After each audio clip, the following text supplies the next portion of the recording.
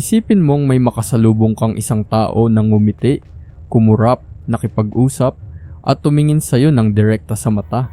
Pero maya-maya, malalaman mong hindi pala siya tao, isa pala siyang robot. Noon, sa mga science fiction movie lang natin ito napapanood. Pero ngayon, unti-unti na itong nagiging realidad. Dahil sa mabilis na pag-unlad ng artificial intelligence at robotics, meron ng mga humanoid robot na kayang gayahin hindi lang ang hitsura, kundi pati ang ekspresyon, boses at kilos ng tao. Ang ilan sa kanila ay ginagamit na sa mga ospital, museo, laboratorio at maging sa mga pampublikong event. Kaya sa video na ito, alamin natin ang 10 robot na halos mukhang totoong tao.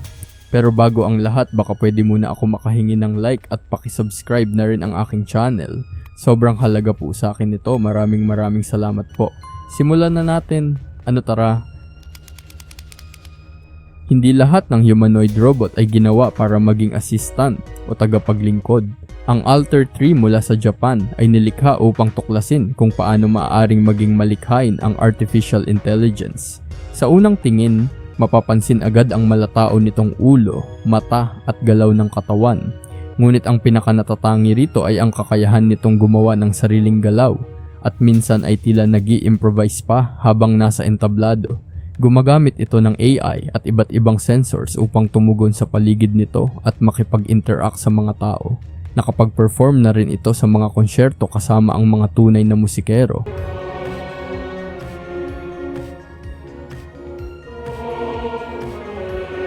Bagay na bihirang makita sa isang robot.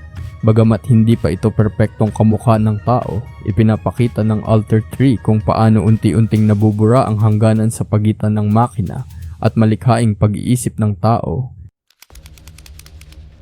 Kung pag-uusapan ang robot na talagang kayang manloko ng mata, isa sa mga unang papasok sa isip ay ang Mesmer ng kumpanyang Engineered Arts sa United Kingdom. Robots, and Clio has it all. Hello, welcome to the future. Hindi ito ginawa para maging ordinaryong assistant, kundi bilang isang napakamakatotohanang humanoid robot na halos kamukha ng isang tunay na tao. Gumamit ang mga gumawa nito ng detalyadong silicone skin, makatotohanang mga mata at tumpak na proportion ng mukha upang maging kapanipaniwala ang itsura nito. Kaya nitong igalaw ang ulo, mata, labi at iba pang bahagi ng mukha ng halos katulad ng natural na ekspresyon ng tao. Madalas itong ginagamit sa mga demonstrasyon ng makabagong robotics at artificial intelligence upang ipakita kung gaano nakalayo ang narating ng teknolohiya. Bagamat hindi pa ito kayang makipag-usap ng kasing husay ng ilang AI robot ngayon, sapat na ang makatotohanan nitong anyo para mapaisip ang maraming tao kung robot ba talaga ang kanilang kaharap o isang totoong tao. Sa unang tingin, maaring isipin mong isang ordinaryong babae lang ang kaharap mo.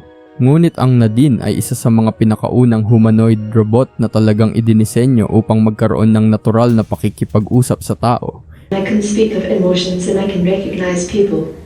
I recognize you're Nadia. Nice to meet you again today. Binuo ito ng mga mananaliksik sa Nanyang Technological University sa Singapore at pinangalanan pa mula sa isang tunay na tao na naging inspirasyon ng mukha nito.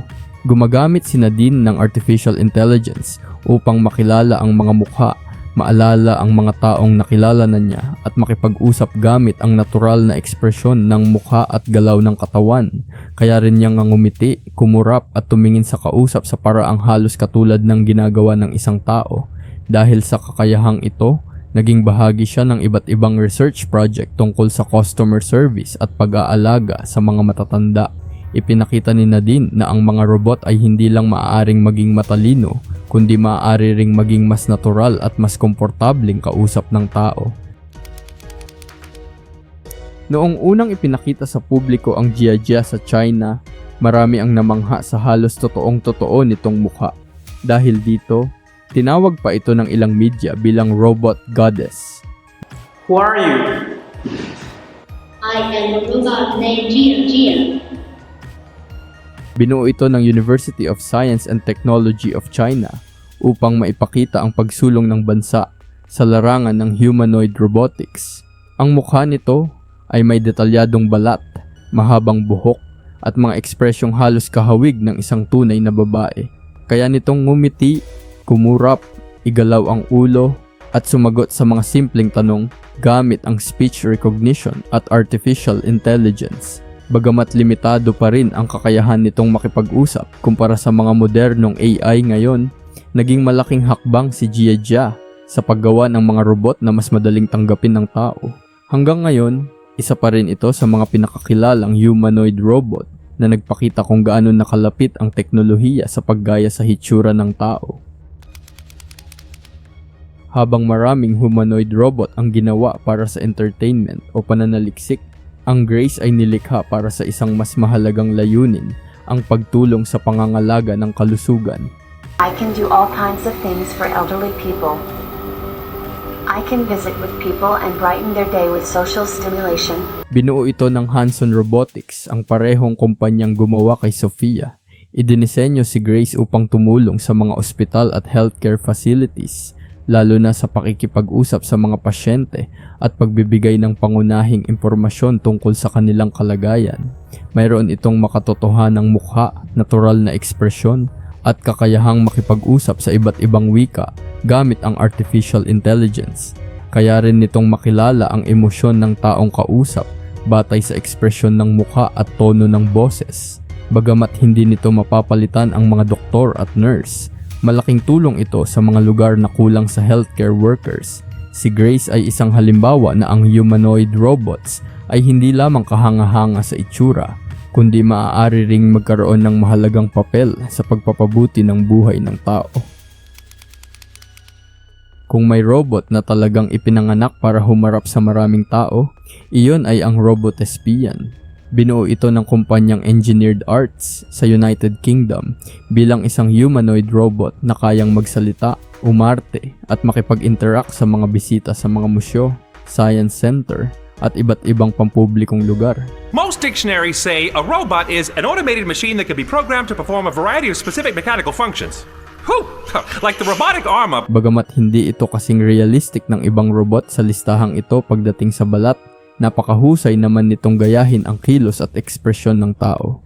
Kaya nitong nangumiti, kumaway, tumawa at magsagawa ng iba't ibang galaw habang nakikipag-usap sa mga tao. Maaari rin itong magsalita sa iba't ibang wika at magbigay ng presentasyon tungkol sa agham at teknolohiya. Dahil sa natural nitong galaw at malinaw na pakikipag-usap, madalas nakalilimutan ng mga tao na robot lamang ang kanilang kaharap. Ipinapakita ng Robotespian na ang hinaharap ng customer service, edukasyon at entertainment ay maaaring samahan na ng mga humanoid robot. Marahil sa lahat ng humanoid robot sa mundo, walang mas kilala kaysa kay Sophia. Inilunsad ito ng Hanson Robotics noong 2016 at mabilis na naging sikat dahil sa halos makatotohanan nitong mukha at kakayahang makipag-usap sa mga tao. Please meet me after this session. Otherwise, have a wonderful rest of the event. Okay. Before Kaya nitong ngumiti, kumurap, magtaas ng kilay, at magpakita ng dos-dose ng ekspresyon ng mukha na halos kahawig ng isang tunay na tao. Nakapanayam na rin siya sa iba't ibang television shows, technology conferences, at international events. Noong 2017, naging laman pa siya ng mga balita sa buong mundo matapos siyang mabigyan ng citizenship ng Saudi Arabia, isang pambihirang pangyayari para sa isang robot. Bagamat limitado pa rin ang kanyang pag-unawa kumpara sa isang tao, naging simbolo si Sophia ng mabilis na pag-unlad ng artificial intelligence at humanoid robotics. Hanggang ngayon, isa pa rin siya sa mga pinakakilalang robot na nagbigay ng sulyap sa posibleng kinabukasan ng ugnayan ng tao at makina. Kung ang layunin ay makagawa ng robot na halos mapagkakamalan mong tao habang nakikipag-usap, isa sa pinakamalapit na halimbawa ay si Erica. Or are you happy being as you are? Thank you, Eileen, for the question. Of course, I want to be more like a human. Binuo ito ng kilalang roboticist na si Hiroshi Ishiguro at ng kanyang research team sa Japan. Sa unang tingin, mapapansin agad ang makatotohanan nitong mukha, buhok at mga mata na tila sumusunod sa bawat galaw ng kausap. Kaya nitong mangumiti, kumurap, igalaw ang ulo at makipag-usap gamit ang artificial intelligence at speech recognition. Hindi man ito nakakalakad ng mag-isa, Napaka-natural naman ng paraan ng pagsasalita at pag-react nito sa mga tanong. Dahil sa kakaibang kakayahan nito, lumabas na si Erica sa iba't ibang palabas sa telebisyon at maging sa mga research project tungkol sa komunikasyon sa pagitan ng tao at robot. Para sa maraming eksperto, isa ito sa pinakamalinaw na patunay na mabilis nang lumiliit ang agwat sa pagitan ng tao at ng mga humanoid robot. Kung may robot na talagang ginawa upang maging halos eksaktong kopya ng isang tao, iyon ay ang Geminoid HI6. Isa rin itong proyekto ni Hiroshi Ishiguro relies on empathy, active listening, and the ability to interpret context and body language. Na matagal nang kilala sa paggawa ng mga robot na may halos kaparehong hitsura ng tunay na tao. Ang Geminoid HI6 ay may detalyadong silicone skin, makatotohanang buhok at napaka-natural na ekspresyon ng mukha. Kaya nitong kumurap, ngumiti, huminga ng bahagya at gumawa ng maliliit na galaw ng ulo at balikat na karaniwang ginagawa ng tao nang hindi namamalayan. Ang mga kilos na ito ang dahilan kung bakit maraming nakakakita rito ang napapaisip kung tao ba o robot ang nasa harapan nila. Ginagamit ito sa pananaliksik upang pag-aralan kung paano tumutugon ang mga tao sa halos perpektong humanoid robots. Ipinapakita ng Geminoid HI6 na habang mas nagiging makatotohanan ang mga robot, mas nagiging mahalaga ring pag-usapan ang magiging relasyon ng tao at makabagong teknolohiya. Kung pagbabatayan ang kombinasyon ng makatotohanang galaw, ekspresyon ng mukha at kakayahang makipag-usap, ang Ameca ang isa sa pinakamalapit na humanoid robot sa isang tunay na tao sa kasalukuyan. We're more about shifting roles rather than stealing jobs. Think of us as your new co-workers who don't drink all the coffee and... Binuo ito ng kumpanyang Engineered Arts sa United Kingdom at unang ipinakilala sa publiko noong 2021. Agad itong naging viral dahil sa napaka-natural nitong pagkurap, pagngiti, pagtaas ng kilay, at maging sa paraan ng paglingon at pagtitig sa kausap. Ang bawat galaw nito ay idinisenyo upang maging halos katulad ng kilos ng tao, kaya maraming unang beses na nakakakita rito ang nagugulat sa pagiging makatotohanan nito. Bukod sa kahangahangang facial expressions, kaya rin nitong makipag-usap gamit ang makabagong artificial intelligence at mabilis na tumugon sa mga tanong ng mga tao. Madalas itong ginagamit sa mga technology exhibition at research demonstration upang ipakita ang pinakabagong pag-unlad sa humanoid robotics. Bagamat wala pa itong artificial skin na kahawig ng balat ng tao, ipinapakita ni Ameca kung gaano nakalapit ang teknolohiya sa paglikha ng mga robot na maaaring maging bahagi ng ating pang-araw-araw na buhay sa hinaharap. Mula sa mga robot na kayang ngumiti at makipag-usap hanggang sa mga halos hindi na mapag-iba sa tunay na tao, malinaw na napakalayo na ng narating ng teknolohiya sa larangan ng artificial intelligence at robotics.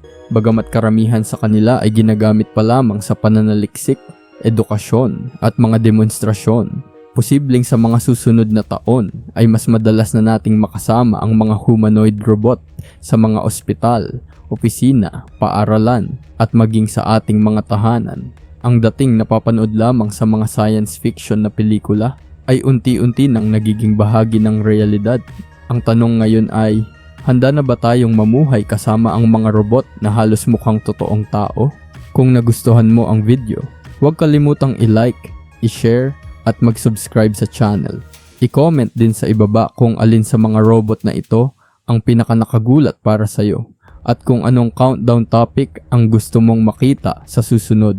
Maraming salamat sa panonood at magkita-kita tayong muli sa susunod na video.